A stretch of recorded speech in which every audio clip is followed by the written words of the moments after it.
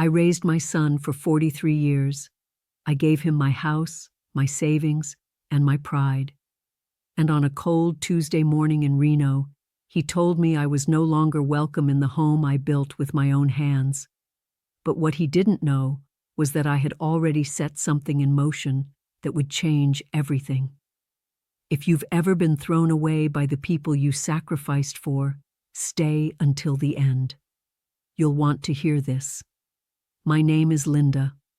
I'm 71 years old now. I worked as a seamstress for 38 years in a small shop downtown. My husband, Ray, died when our son Marcus was only 9. Heart attack, no warning. One day he was fixing the fence, the next day he was gone. So I did what mothers do.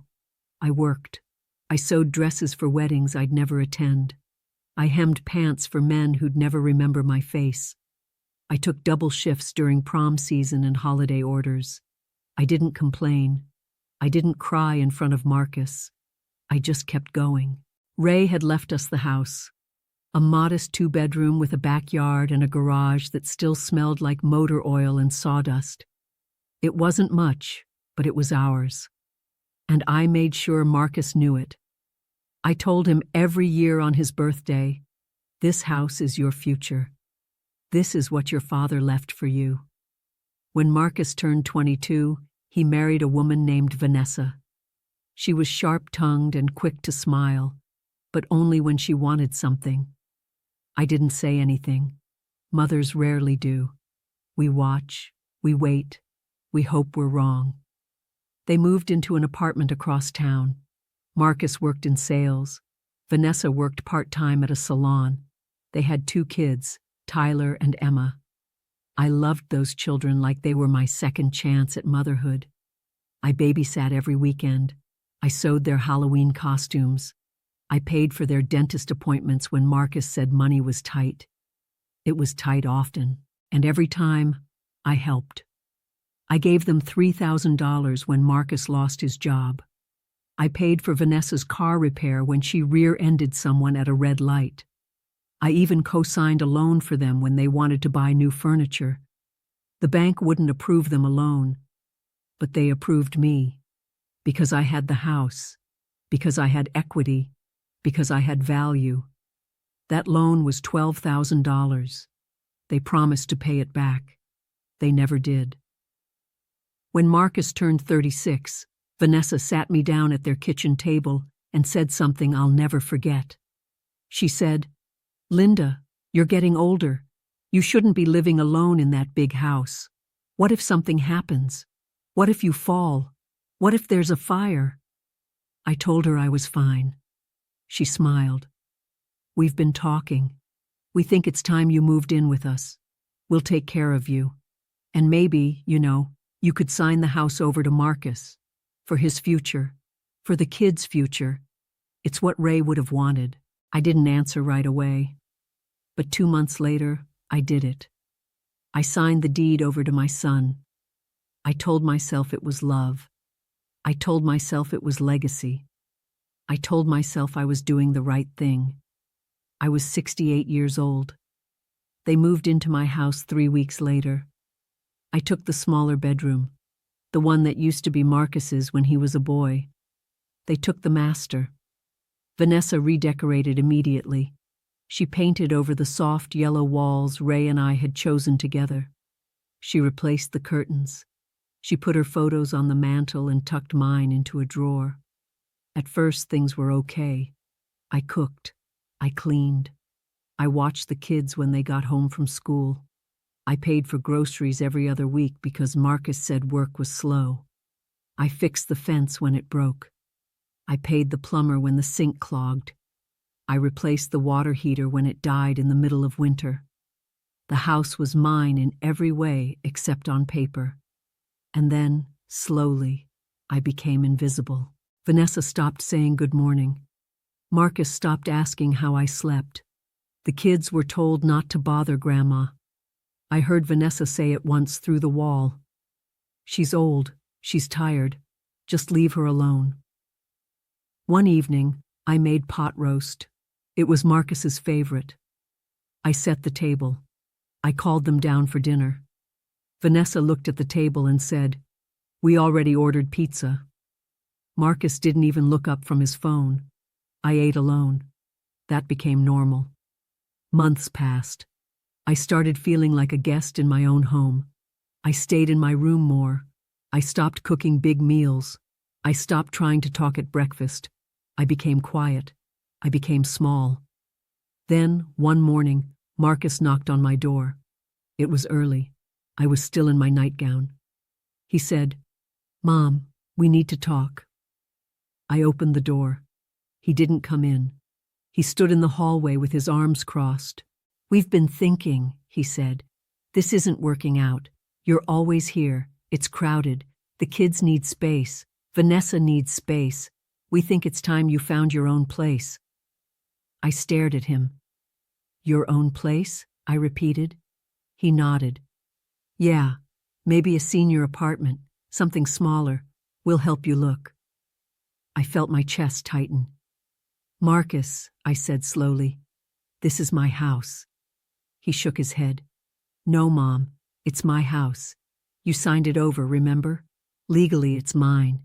And I'm saying it's time for you to go." I couldn't breathe. "Where am I supposed to go?" I whispered. He shrugged. "I don't know, but you can't stay here anymore. We'll give you 2 weeks." He walked away. I sat on the edge of my bed and felt something break inside me that I didn't know could break. That afternoon, I called my cousin Janet. She lived 2 hours away in Carson City. I told her everything. She cried. She cursed. She said, "Linda, you can't let them do this." I said, "What can I do? It's his house now." She was quiet for a moment. Then she said, "Go see a lawyer, please. Just go see what your options are." So I did. I found a small law office on the edge of downtown, a woman named Teresa Santos. She was younger than me, maybe 50, with kind eyes and a firm handshake. I told her my story. I brought the deed. I brought bank statements. I brought receipts for everything I'd paid for over the years. She listened. She took notes. She didn't interrupt. When I finished, she leaned back in her chair and said, "Linda, do you know what elder financial abuse is?" I shook my head. She explained. She told me that in Nevada, if a family member coerces or manipulates an elderly person into transferring property and then fails to provide agreed-upon care or housing, it can be challenged in court.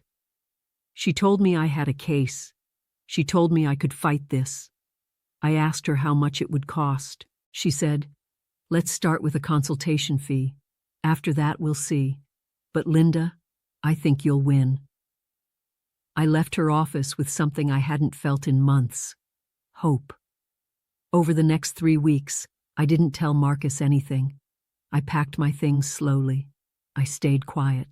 I played the role they expected, the helpless old woman. But I wasn't helpless. Teresa filed a petition in Washoe County Court. She argued that I had been financially exploited, that I had transferred my home under duress, that I had continued to pay for repairs, utilities, and household expenses even after giving up legal ownership, that Marcus and Vanessa had promised to care for me, and instead, they had evicted me. The court scheduled a hearing. I moved in with Janet the day before the hearing. I didn't say goodbye. I left a note on the kitchen table that said, "I'll be in touch." Marcus called me that night. He was furious. "What the hell are you doing, Mom? You're suing me? Are you serious?" I said, "Yes." He laughed, a bitter, ugly sound. "You're not going to win. That house is mine. You gave it to me. End of story." I said, "We'll see." He hung up. The hearing was on a Thursday morning. The courtroom was small and plain. Marcus and Vanessa sat on one side with their lawyer.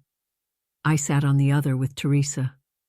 The judge was a woman in her 60s with silver hair and sharp eyes. She read through the file in silence. Then she looked up. "Mr. Caldwell," she said. You're the defendant in this case. Is that correct? Marcus nodded. Yes, Your Honor. And you admit that your mother transferred the deed of her home to you 3 years ago? Yes, Your Honor. And you also admit that she continued to live in the home after the transfer? Yes. And that she paid for multiple household expenses during that time? Marcus hesitated. His lawyer whispered something to him. She helped out, he said carefully. The judge raised an eyebrow. Helped out? Teresa stood. Your Honor, we have bank records showing that Mrs. Caldwell paid over $18,000 in home repairs, utilities, and other costs over the past 3 years. This is not helping out. This is financial exploitation. Vanessa scoffed. She wanted to help. We didn't force her. The judge looked at her. Mrs. Caldwell, you're not a party to this case. Please remain silent unless addressed. Vanessa's face went red. The judge turned back to Marcus. Did you or your wife promise to care for your mother in exchange for the transfer of the home? Marcus shifted in his seat. We said she could live with us. And did you honor that agreement? Silence. Teresa stood again. Your Honor, the defendants evicted Mrs. Caldwell without cause and without offering alternative housing. They violated the implicit agreement of care that justified the property transfer. The judge nodded slowly. She looked at Marcus. Mr. Caldwell, I'm ordering you to return full ownership of the property to your mother. The deed transfer is voided. You and your family have 30 days to vacate the home. Marcus shot to his feet. What? You can't do that.